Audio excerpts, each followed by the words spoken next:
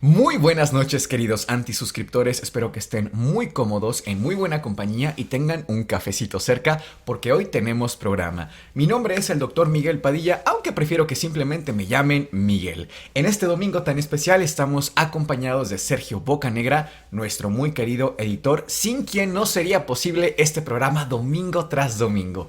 Y al más allá de este micrófono, la brillante, talentosa y guapísima doctora Cass Otamendi. ¿Cómo estás, querida Cass? Ay, muy contenta, mi amor, muchas gracias, aunque con calor. Yo estoy esperando Bastante. que bombardeen las nubes, ¿Qué? Que bombardeen las nubes. ¿Eso es real? Sí, mira, yo también pensaba que era algún chiste de internet, una broma, pero es real. Fíjate que con avionetas lanzan un gas especial, el cual llega a las nubes y hace que cambien de densidad. Y a su vez esto como que las condensa. Por lo tanto, pues cae la lluvia. Aunque el proceso no tiene, digamos, forma de controlarlo. O sea, o es lluvia intensa, extrema, torrencial. Inundaciones. Sí, o sequía. De hecho, me recuerda un poco al tema de Pachita cuando llega al Parral. Exactamente. Obviamente en esta época no existía el bombardeo de nubes, pero precisamente Pachita llega a Parral, estaba completamente en sequía por meses, ella lanza una maldición, etcétera, sí. Y cae lluvia, pero así tremendo, de que se inundó y demás. Algo así funciona el bombardeo de nubes. De hecho, wow, apenas vino Billie Eilish. Es una cantante internacional. Buenísima. Sí. Pero su concierto era en Ciudad de México y 2-3 días antes habían bombardeado las nubes. ¿Por eso llovió así? Sí, por eso llovió así en su concierto, tanto que tuvieron que posponerlo. O sea, fue por eso. Sí, que al otro día, ¿no? El concierto. Sí, wow, no sabía que había sido por eso. Sí. Oye, pues tenemos muchísimos agradecimientos esta semana, pero pues no podemos leerlos todos. Vamos a dar ahí los que nos dé tiempo. Claro. Así que si te parece, comenzamos con los miembros de esta semana. Con Julia Podesta, perdón, es que ya mis lentes me están fallando un poco. Julia Podesta, que es miembro fantasma, dice así: la historia es fascinante, pero que una de las fuentes más marcadas sea Alejandro Jodorowsky me hace verlo como una historia de ficción. Ah, bueno, es que está un poco novelada. Sí. De hecho, su libro que saca está novelado, quizá por eso tenga un poco ese tinte. Que igual el de Jacobo, la verdad es lo que comentábamos, de hecho, nosotros, que las pruebas de Pachita un poco están noveladas. La verdad, sí lo comentamos. También tenemos a Avi Cerda, que también es miembro fantasma, y Mónica Isakov, que también es miembro fantasma. Yo tengo aquí a Ray Pardini, ella es miembro Calabaza, y a Día de Pesca Sur, que yo he visto que Día de Pesca siempre está en los en vivos comentando, así que le mando también un saludo bastante especial. Que además él es miembro Calabaza igual que Ray Pardini, ¿verdad? Aquí así vemos es. Su insignia, si se fijan siempre aparece ahí la insignia si ustedes son miembros del canal. Y bueno, si ustedes quieren hacerse miembros, simplemente tienen que pulsar el botón de unirme que aparece debajo de este video y en automático tienen acceso a la antibiblioteca, a ver el episodio sin cortes, que también eso está muy muy bueno, y por supuesto a noticias exclusivas. Nosotros somos Sergio, Cass y Miguel y esto es el Antipodcast. Hoy hablaremos de uno de los casos más misteriosos de la historia moderna. Se trata de una familia francesa, específicamente de Nantes, Francia, la cual desaparece bajo circunstancias bastante extrañas. Toda la familia completa. Toda la familia excepto el padre de familia, del cual es el principal sospechoso del crimen, por supuesto. De hecho, no solo desaparecieron, sino que fueron encontrados sin vida. Obviamente por temas de YouTube no puedo mencionar tal cual las palabras, pero a la fecha este hombre fue visto por última vez desde 2011. Él ve fijamente a una cámara de videograbación, sonríe, le dice adiós y se pierde entre las montañas y el bosque. Desde esta fecha, imagínate, 2011, no se le ha vuelto a ver. O sea, comete el crimen, desaparece a toda su familia y la última imagen que tenemos de él es él despidiéndose de la cámara con una sonrisa. Prácticamente, sí. ¡Wow! Hablemos del autor de los hechos. Su nombre es Javier Dupont de Ligonnès. Desde una llama bastante la atención pues el apellido, no solamente para nosotros como latinos, sino en la propia Francia. Esto ocurre específicamente en Nantes, Francia. Este señor, Javier, venía de la nobleza de Francia, sí, de Versalles específicamente. De hecho, hereda el título de conde de su papá, porque a pesar de que estamos pues en 2023, esto sigue existiendo. De hecho, hereda el anillo de la familia, que la espada y demás. O sea, sí, insisto, sigue existiendo, lo cual a su vez hace que el caso pues estuviera mucho más en el ojo del huracán. Ahora, hablemos un poco de la familia como tal, que son pues las víctimas de este crimen. En la época de juventud de este hombre conoce a Agnes, quien después sería su mujer, su esposa. Fueron novios, pero en determinado punto se separan porque Javier tenía que irse a otra ciudad en Francia a continuar con sus estudios. Pasan algunos años y Javier regresa y se encuentra nuevamente con Agnes, quien le seguía interesando bastante. Sin embargo, Agnes ya estaba esperando un bebé. De otra persona. Cosa que desde aquí fue bastante comentado en ese momento, porque iba a ser ella madre soltera. Para la sociedad francesa, en un lugar tan pequeño y tan católicos, pues era el revuelo, ¿sabes? O sea, ser madre fuera del matrimonio, casi de que pecado. Aún así, Javier decide casarse con ella estando embarazada y adoptar a su hijo, a su futuro hijo. Incluso le da el apellido y demás. Con el tiempo tuvieron hijos propios. Entonces, para recapitular, tenemos a los miembros de la familia. Tenemos al primer hijo, que es adoptivo, Arthur, de 20 años al momento de los hechos. Luego tenemos a Thomas, de 18. Luego tenemos a Anne, que era una chica de solo 16 años. Y por último, el más pequeño, Benoit, de 13. Esta familia, y tenemos muchas fotos que lo pueden incluso pues corroborar, era muy como perfecta. Tú ves sus fotos, iban de vacaciones, todos los niños estaban en escuelas privadas, tenían esta vida idílica prácticamente, o sea, una familia que se ve en sus fotos. El señor Javier era de mucho contacto, los abrazaba, los besaba, una vida prácticamente de encanto, pero tenía un lado bastante oculto.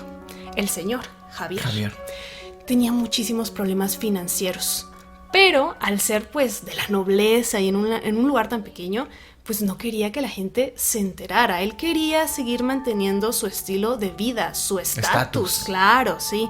Entonces empieza a invertir en muchos negocios que en su mayoría fueron pues infructíferos. Siempre fracasaban. Empezó a pedir dinero a muchas personas, a muchos usureros, a amigos, a familiares. Y, punto importante, a una amante. Porque sí, veíamos a la familia perfecta, digamos, pero Javier tenía una amante a quien constantemente le estaba pidiendo pues grandes cantidades de dinero. Y se inventó pues una serie de negocios que no tenían, digamos, ni pies ni cabeza. Por ejemplo, estaba formando su último negocio del que se tiene constancia. Era una especie de billetes a los cuales él le llamaba los billetes cristal, con los cuales tú como turista o como ciudadano podías adquirirlos por internet. Estos billetes eran una especie de billete digital y tú llegabas a un restaurante, a un bar y te iban a dar una bebida de cortesía. Otra cosa importante también es que a pesar de que estaba educado pues con los valores muy franceses que tienen en este lugar, como muy arraigados, era muy amante de la cultura estadounidense. Tú dirás, bueno, nada que ver, muy lejos y muy todo. Occidental. Muy occidental, pero estaba muy arraigado a esto. Le llamaba demasiado por alguna razón. En algún momento, unos 10 años antes de los hechos, incluso trató de llevar a toda su familia a Miami. Se quería mudar con su familia a Estados Unidos. Obviamente esto fue un proceso pues sumamente costoso. El hacer una repatriación de manera legal es muy costoso, y más para tantos familiares. Este movimiento de tratar de llevar a su familia a Estados Unidos lo terminó de hundir económicamente, Llegó a tal punto en el que le estaba pidiendo dinero a todo el mundo para tratar de rescatar sus negocios. ¿Sabes? Como cuando dicen echarle dinero malo a negocios que no van a funcionar, nunca los pudo rescatar. Incluso estaba siendo ya perseguido por la URSSAF, que en Francia es una organización gubernamental que recauda impuestos, es decir, debía impuestos, lo que en México, por ejemplo, conocemos como El SAT. El SAT o Hacienda. Entonces, ya hasta a nivel judicial se le estaba persiguiendo. En determinado punto, por finales de 2010, le pide 50,000 euros más a su amante, y era un prestar dinero constante. Esta persona, la amante, en determinado punto le dice, es que ya no te puedo prestar más. Es que 50,000 euros, disculpan, pero es un mundo de dinero. Es un mundo de dinero, claro. Y le pone una especie de demanda a nivel judicial. Entonces, básicamente Javier ya estaba ahorcado en deudas, ya no podía salir, pero seguía manteniendo este estilo de vida muy, pues... de la alta sociedad. Exacto. Y otra cosa es que aquí viene el primer comentario que lanza un tanto, pues, sospechoso, por supuesto. Le dice a su amante que estaba pensando en darle somníferos a su familia, es decir, a sus 4 hijos y a su esposa, y posteriormente quemar la casa. ¿Por qué la casa? Porque incluso la casa estaba hipotecada, entonces también los iban a echar, literalmente iban a quedar en la calle. Entonces ya empezaba a buscar pues estas soluciones, entre comillas, bastante pues... agresivas. Sí. Hay que hablar de ciertos antecedentes previo a los crímenes para que nos demos un poco más de idea. ¿Te acuerdas que te comentaba que Javier tenía un padre que era conde, literalmente? Bueno, este hombre muere el 20 de enero de 2011, es decir, muy poquito antes de los hechos. Y Javier tenía esta esperanza, literalmente, esperanza de que su papá, pues al ser conde, le heredara pues grandes sumas de dinero.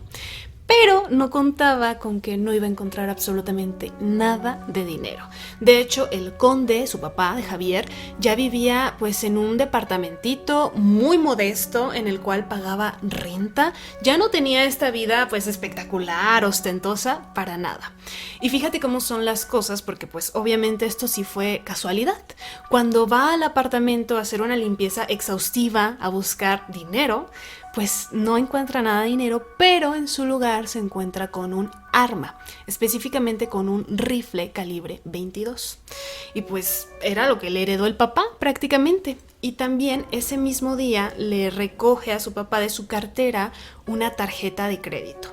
Y va y no reporta, por supuesto, que su padre ya había fallecido, e hizo unos 2-3 retiros importantes de esta tarjeta de crédito y se quedó el dinero. En Netflix existe un documental bastante bueno que también recomendamos que vayan a ver acerca de este caso. Y en estos departamentos donde vivía el conde había un vecino. Y este vecino comenta que pues Javier era bastante alegre, O sea, creo que no he hablado un tanto de la personalidad de Javier, pero se comenta que era pues muy alegre, muy amigable, a todo el mundo saludaba. O sea, era la persona que menos creías que podría cometer no solo un crimen de tal magnitud, sino realmente ninguna clase de crimen. Pasarse un alto, casi. No tenía ningún registro policíaco antes, para nada. O sea, estaba limpio. Y cuando este vecino se le encuentra a Javier, pues vio que llevaba el arma, ¿no? Se estaba llevando cosas del departamento de su padre, pero dice este vecino que vio a Javier con una mirada perdida, como oscura, ¿sabes? Que no era el mismo Javier que él había conocido antes cuando iba y visitaba a su padre. Ese mismo día que fue al departamento de su padre y buscó desesperadamente cualquier objeto de valor, también se encontró con la chequera del conde. Hizo varios cheques a su nombre y tiempo después los canjeó por dinero en efectivo. Punto importante también aquí para ver que todo está de cierta forma secuenciado es que el 2 de febrero del mismo año, 2011, adquiere una licencia para portar y usar armas. Tan así que también se mete pues a un curso para saber cómo utilizarlas, porque cuentan amigos y familiares de este hombre que nunca antes había estado pues relacionado o interesado por el uso de armas. Es hasta este punto que se encuentra con el rifle de su papá que como que se le ilumina esta parte, ¿no? Y en marzo también adquiere un silenciador. En el curso donde estuvo aprendiendo a manejar armas, que dato también aquí, pues no quiero decir interesante, sino perturbador, es que a este curso donde iba a aprender, también en varias ocasiones llevó a sus hijos, imagínate, o sea, una cosa pues escalofriante. Y a una de estas personas que fungía como su profesor en el tema del uso de estas, le preguntó acerca del tema de silenciador, dónde lo podía comprar, cómo se utilizaba, más o menos cuánto costaba, y es así que el 12 de marzo lo compra. También, antecedente importante es hablar del tema de cómo estaba la situación con su esposa, con Agnes, porque obviamente es algo que es una relación que se fue rompiendo con el tiempo.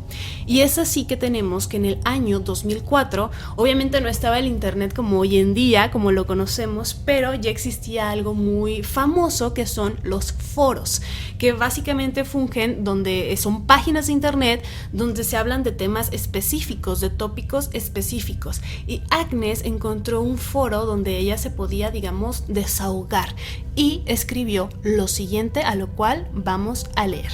Tengo problemas en mi relación porque tengo un marido muy anticuado en su forma de pensar en familia.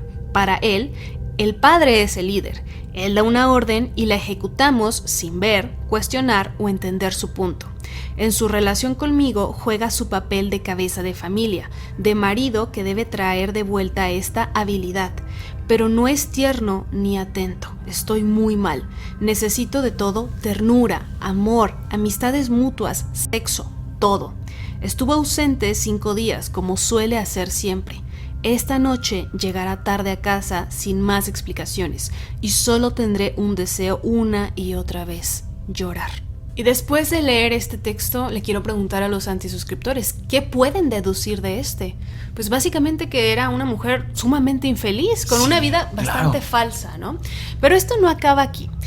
Ella, Agnes, años antes había recibido una herencia pues importante de su familia. Hablamos de más o menos 350,000 euros. Todos estos euros se los estuvo, entre comillas voy a poner, prestando a su esposo pues para negocios que no dieron frutos. Y ya nada más le quedaban unos 46,000, exactamente, 46,000 euros. Javier, al saber esto, le vuelve a pedir ya lo último que le quedaba a Agnes y ella en esta ocasión se niega y le dice: no, ya es lo último que me queda, quiero hacer pues algo importante con ese dinero. Javier se molesta y se va 3 meses de la casa. Se fue a otro lugar, pero después de estos 3 meses regresa a la casa, por cierto, como sin nada.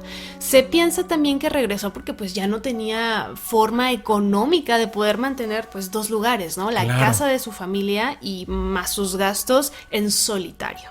Pasemos al momento en el que la familia desaparece de la faz de la tierra. Nos ubicamos en abril de 2011. Los vecinos de alrededor empiezan a alarmarse porque en su casa ya no había ningún ruido, ya no se les veía entrar, salir, vamos, que era una familia grande, numerosa, por supuesto que era notorio cuando entraban, cuando salían y demás. Otra cosa importante es que sus persianas estaban cerradas. Ojo aquí, porque esto fue uno de los datos principales que hizo que los vecinos también llamaran a la policía, porque ellos, al vivir en una zona pues bastante segura y una ciudad relativamente pequeña, pues no tenía un índice de criminalidad alto, por lo cual cuando la familia Dupont se iba de vacaciones, solamente cerraban su casa con llave, pero no cerraban las persianas. Era rarísimo que hicieran eso. Además, la familia tenía 2 perros de raza labrador, que son perros pues bastante grandes y que hacían mucho ruido, todo el tiempo estaban ladrando. De un momento a otro estos perros ya no se les volvió a ver, ya no se les volvió a escuchar, y pues fue algo muy llamativo, claro. Pero la gota que derramó el vaso fue que el 9 de abril de 2011, amigos cercanos, familiares y vecinos reciben una carta. Una carta que por supuesto era igual para todos, o sea, no era como una especie de carta para cada quien, no. Esta era bastante larga, bastante extensa, unas 4 o 5 páginas, y estaba escrita por Javier, en la cual decía que tanto él como su familia ahora eran espías de Estados Unidos. Y yo sé que puede sonar pues, muy loco. Muy infantil incluso, como Sí. hasta mala estrategia, ¿no crees? Sí y no, ahora te voy a decir por qué, pero pues era todo muy raro.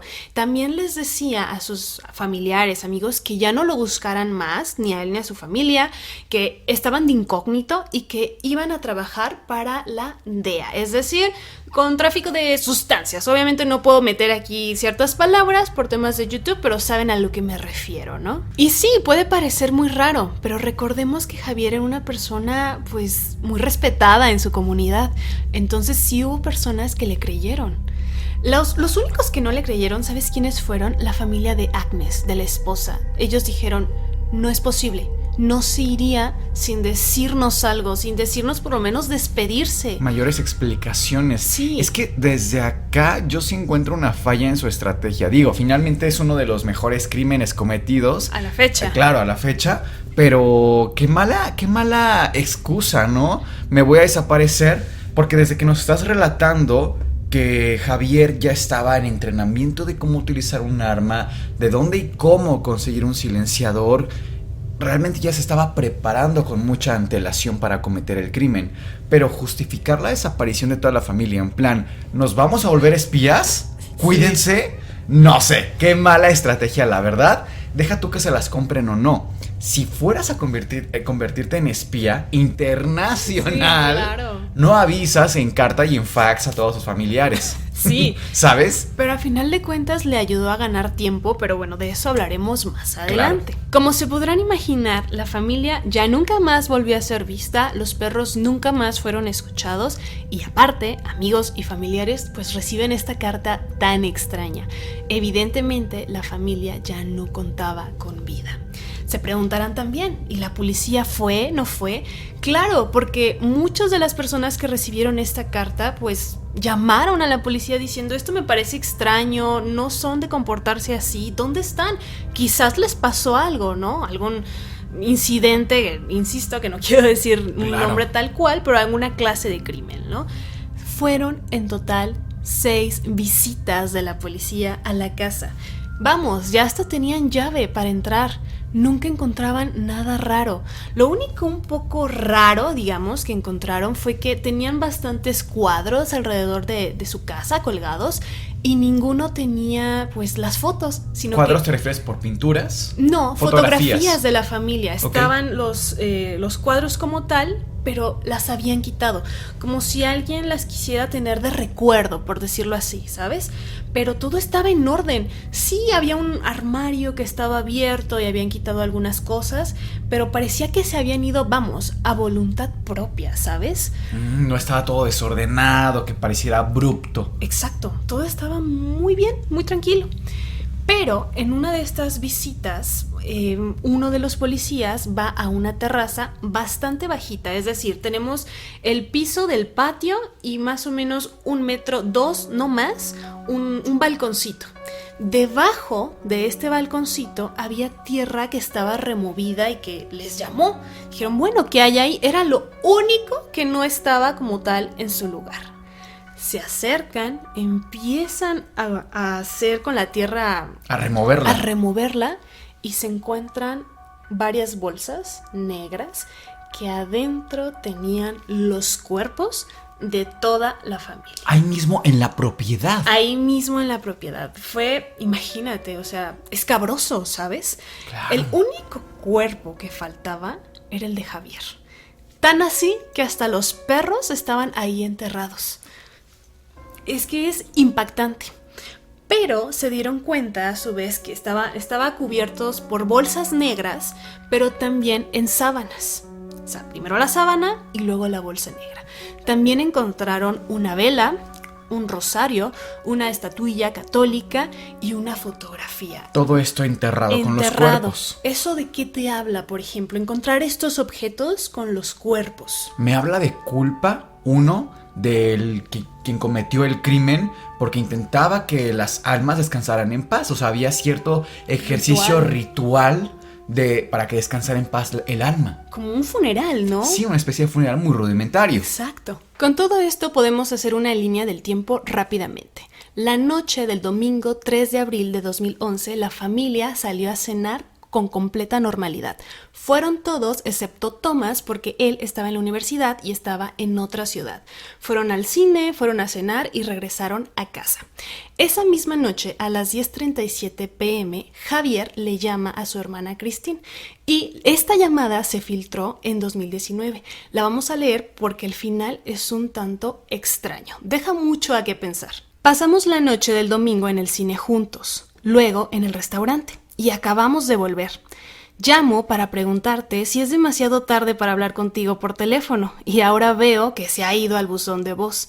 Pero me sorprendió que me hablaras de Bertram, que se está preparando para su vuelo. Pero pensé que acababa de llegar, así que me sorprendió un poco. De todos modos, enviándote mi amor, si no es demasiado tarde, llámame o envíame un mensaje de texto y te llamaré. Ok. Voy a ver si los chicos están ya en la cama. Salúdame a todos. Hasta pronto, tal vez. Pasemos así al 4 de abril, específicamente a las 3:27 a.m. Tenemos este registro porque Agnes tenía problemas respiratorios, específicamente apnea del sueño, que básicamente es roncar al dormir, pero su problema de ella ya era muy severo, por lo cual tenía que ocupar un aparato que se llama CPAP. Entonces tenemos el registro de que a las 3:27 abruptamente deja de funcionar este aparato que era pues básico para Agnes. Que para quienes no lo sepan, un CPAP es una especie de aparatito que se puede colocar principalmente en la tráquea o en la nariz también se puede colocar y es un tipo de asistencia para la respiración. Se mete presión positiva, digamos constante, y ayuda a que no se colapsen unas estructuras en los pulmones que se llaman alvéolos. Entonces prácticamente es para que la persona no se ahogue. La apnea del sueño, como dice Cass, efectivamente es roncar, pero no es nada más el roncar, sino que los pacientes se van ahogando, la vía respiratoria se va obstruyendo. Precisamente, ese aparato pues tiene una serie de registros con horario muy exacto, por eso tenemos 3:27 a.m. Se cree, la hipótesis es que Javier la desconectó, este aparato, lo cual hizo que automáticamente Agnes sucumbiera. Ese mismo 4 de abril, pero ya a las 6 de la mañana, él se levantó muy temprano y empezó a hacer llamadas a algunos familiares. No se sabe exactamente, digamos, no las tenemos filtradas, pero también llamó al trabajo de Agnes diciendo que tenía una gastroenteritis, es decir, infección estomacal, y que no se iba a presentar a su trabajo. También llamó a las escuelas de los niños y les dijo, no van a ir a la escuela, están enfermos, los voy a llevar al médico hasta nuevo aviso. El 5 de abril, su hijo Thomas, el cual sí era un hijo legítimo, no estaba en Nantes, sino que estaba en la universidad. Entonces le llama y con engaños le dice, tu madre está muy grave, está en el hospital, se cayó de la bicicleta y está en coma, así que te tienes que regresar a la de ya, a Nantes, pues para venir a ver a tu mamá. El 6 de abril, es decir, al día siguiente, Thomas ya está con su papá. Incluso tenemos registro de un mensaje que le llega a un amigo de Thomas, donde Thomas le dice al amigo, hola, ¿qué estás haciendo? ¿Jugando algo? Yo estoy con mi papá viendo Midnight Express. Y ya no se tiene ningún otro registro de Thomas. Al día siguiente es que se cree, por la línea de tiempo, que le quita la vida. Pero con este hijo dudó mucho y te voy a decir por qué. Recordemos que vienen pues de una familia de nobles y para ellos es muy importante el linaje. Este hijo era su hijo legítimo, entonces si a él le quitaba la vida iban a perder el linaje, es decir, ya no iba a haber más descendientes con este apellido. Por eso lo dudó y la tumba que crea para este hijo estaba aparte. Estaba en el mismo patio, pero no estaban, digamos, con los demás cuerpos. A continuación vamos a leer la carta, pero solamente un fragmento. Es sumamente larga, entonces por fines de este video no lo podemos leer completo, pero les vamos a dejar la carta completa para quienes quieran leerla en Instagram. Tienen el usuario anclado en este video en el primer comentario. Hola a todos, gran sorpresa. Tenemos que salir urgentemente hacia los Estados Unidos, debido a un conjunto de circunstancias muy particulares que explicaremos a continuación. Están recibiendo esta carta por correo convencional, porque durante los próximos años no podremos comunicarnos de otra manera, ni por emails, ni textos, ni llamadas telefónicas por razones de seguridad. Cuando lean esta carta ya no estaremos en Francia y no podremos regresar por un periodo de tiempo aún indeterminado. Unos pocos años. Deben estar preguntándose qué está pasando. Aquí está la historia, por lo menos tanto como se nos permita contarla. Esta carta es la única correspondencia que se nos permitió escribir, lo que podría ser una buena noticia para algunos de ustedes, y ha sido revisada antes de ser enviada. Cuando comenzamos nuestra compañía en Miami en 2003, nos pusieron en contacto a través de la persona que nos ayudó a iniciar la compañía con la DEA, una especie de escuadrón de la droga estadounidense con agentes sobre el terreno en varios países que buscaban a un ciudadano francés para infiltrarse en los clubes nocturnos franceses para obtener información y sobre las redes de tráfico de drogas y de blanqueo de dinero sin llamar la atención. ¿Qué les pareció esta carta? Bueno, este fragmento de la carta de Javier hacia sus familiares y amigos. Yo creo que en general les pareció pues bastante descabellada, ¿no? Pues déjenme decirles que a la mamá de Javier y a su hermana Christine les pareció de lo más normal. Es decir, hoy en la actualidad estas dos personas siguen creyendo genuinamente que la carta de Javier es real, que la familia completa sigue viva y que son agentes de alguna agencia internacional y que están de espías en otro lugar del mundo. A pesar de haber encontrado los cuerpos. Sí, te voy a decir por qué. Para empezar, la mamá de Javier, a la actualidad de grabado este video, sigue con vida, la señora, pero tiene antecedentes bastante extraños. Es decir, es fundadora en los 70s en Francia de una secta. Una secta que se llama Filadelfia. La señora por ahí de los 90s decía que ella recibía mensajes divinos y que todo esto estaba ligado al apocalipsis, que ella sabía cuándo iba a llegar, cómo iba a ser y demás. Hizo que los niños que formaban parte de esta secta pues los sacaran de las escuelas y todo lo que está pues ligado a las sectas, ¿no? ¿Saben? Todo el comportamiento muy adoctrinado. Sí, el dinero y todo esto. De hecho, en Francia son tan comunes las sectas que hay una asociación francesa que se dedica a investigar y perseguir a estas organizaciones que, si bien no son ilegales, sí tienden a abusar de sus seguidores. Claro, sí.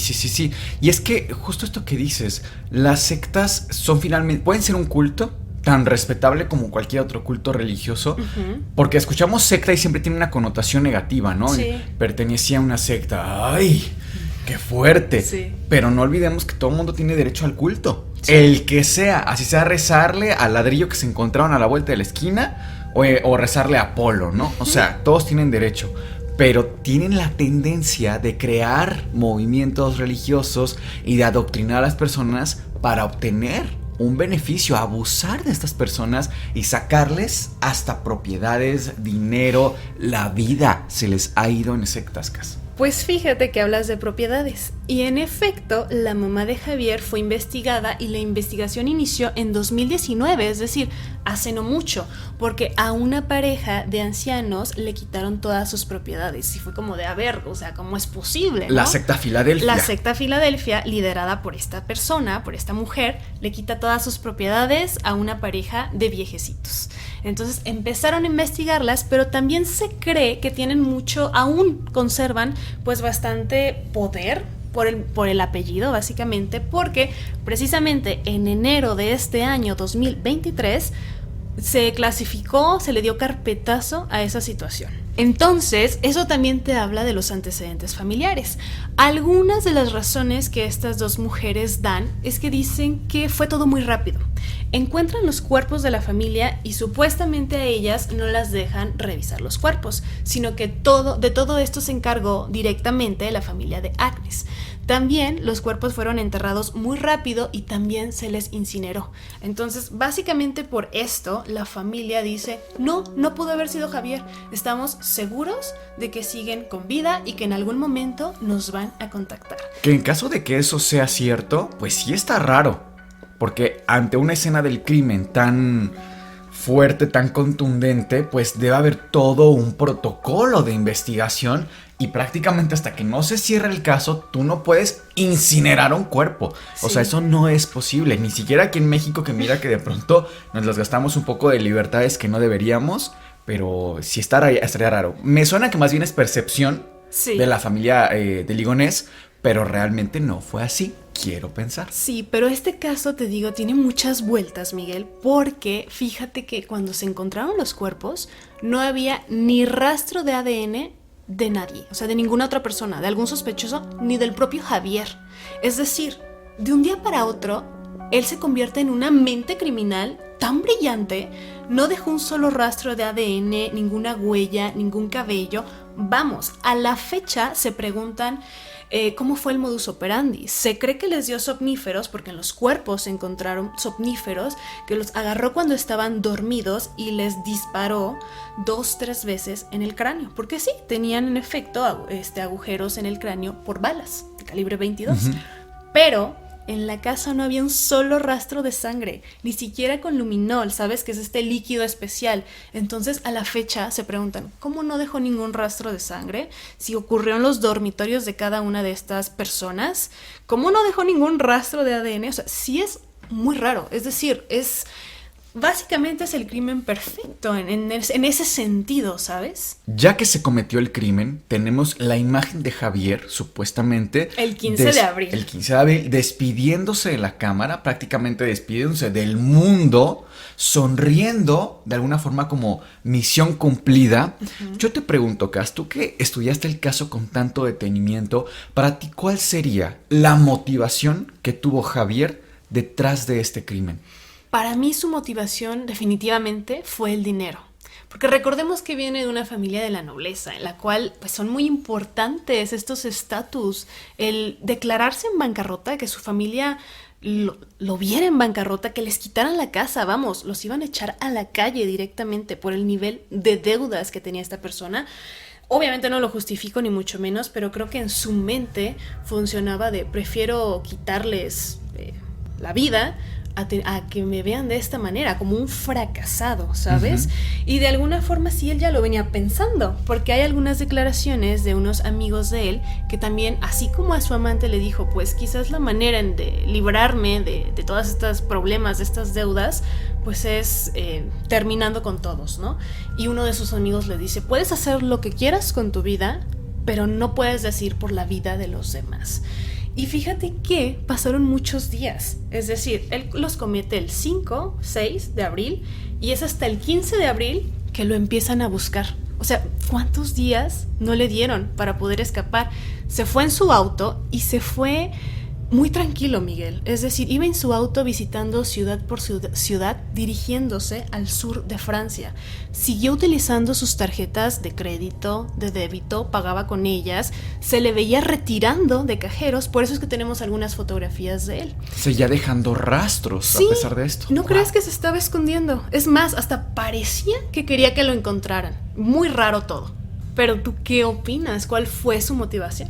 Honestamente, a mí la teoría de que lo hizo por vergüenza pública, por vergüenza con su familia, por el renombre, no me convence. Y no me convence porque si fue tan buen criminal, o sea, finalmente todos somos de alguna forma capaces de cometer un crimen. Aquí la pregunta es qué tan buenos criminales podemos ser como para salirnos con la nuestra, ¿no?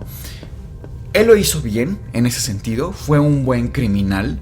Sin embargo, la motivación para mí es insuficiente como encajonarla ahí, porque ¿cómo quedaron las cosas? No solamente todo el mundo se enteró, hoy en México estamos hablando de este caso.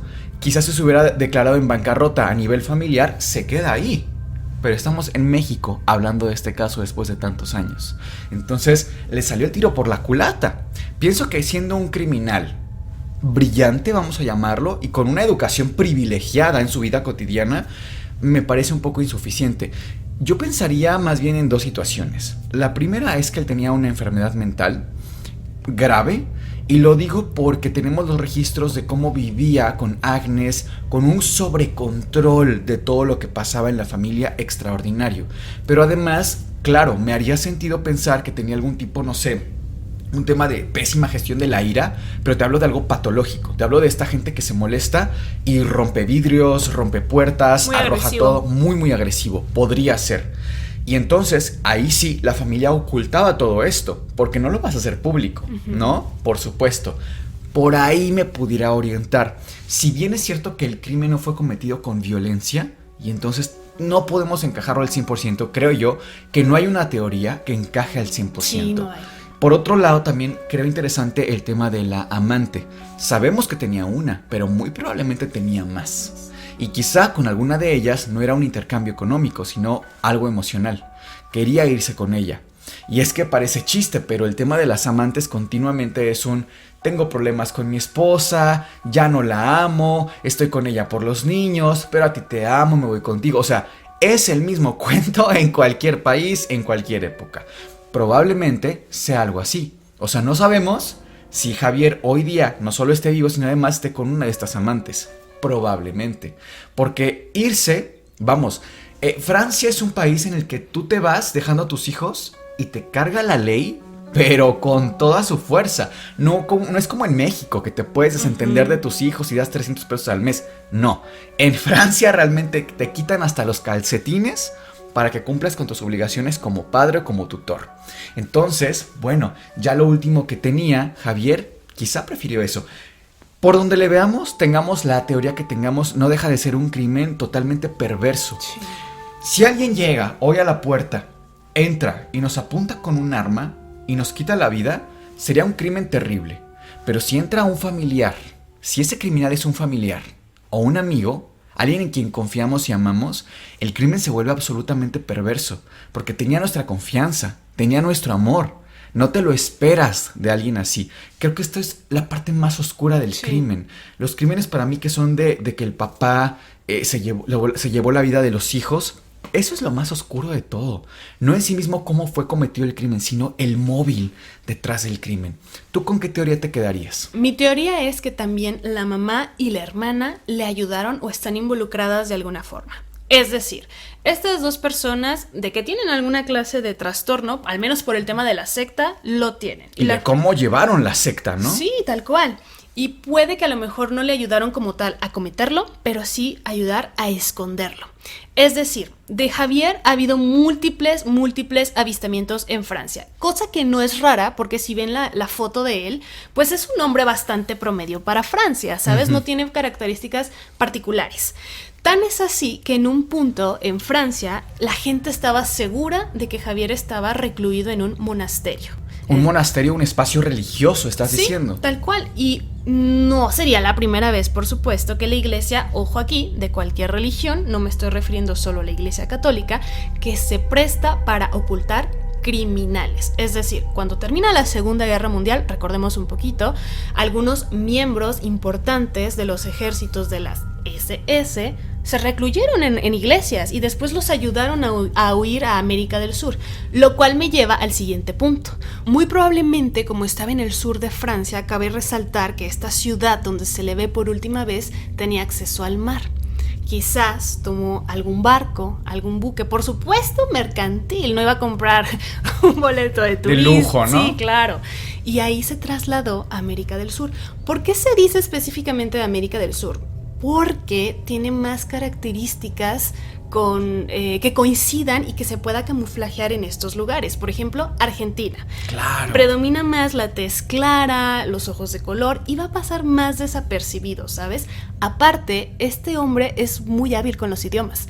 Se dice que en inglés ni siquiera tiene acento y para este entonces, 2011, ya era bastante fluido en el español. Entonces, por supuesto que cabe la posibilidad de que hoy por hoy esté viviendo en algún país de América del Sur, ¿sabes?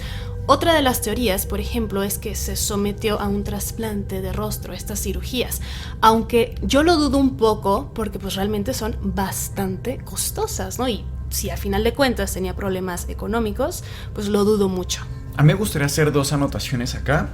Por un lado, la verdad, y no sé, quizá estoy hablando de más, pero yo veo en el día a día, aquí en la ciudad, que un tipo como él podría pasar desapercibido. O sea, tú ves incluso a la policía, no están buscando ese tipo de rostros y tratan... No, para nada, están papando moscas muchas veces. Entonces, híjole, si aquí en la ciudad es complicado que lo vieran, que lo agarraran, No imagino así, a lo mejor en un poblado mucho más chiquito, mucho más apartado. Siento que, al menos en Latinoamérica, un criminal así tiene muchísimas libertades, la verdad. Y además, pues siento, no sé, que en Francia no se considera un crimen tan grave como para mandar escuadrones y gente aquí a buscarlo. No, ¿sabes? Esos crímenes que se buscan como a gran escala son crímenes internacionales. Realmente es como se manejan. Y por otro lado, no sé, creo que quizá no lo hemos visto, analizado un poco más a detalle. Creo que estaría bueno investigar un poco más la secta de la madre de Ligonés, porque probablemente también tenga un componente espiritual.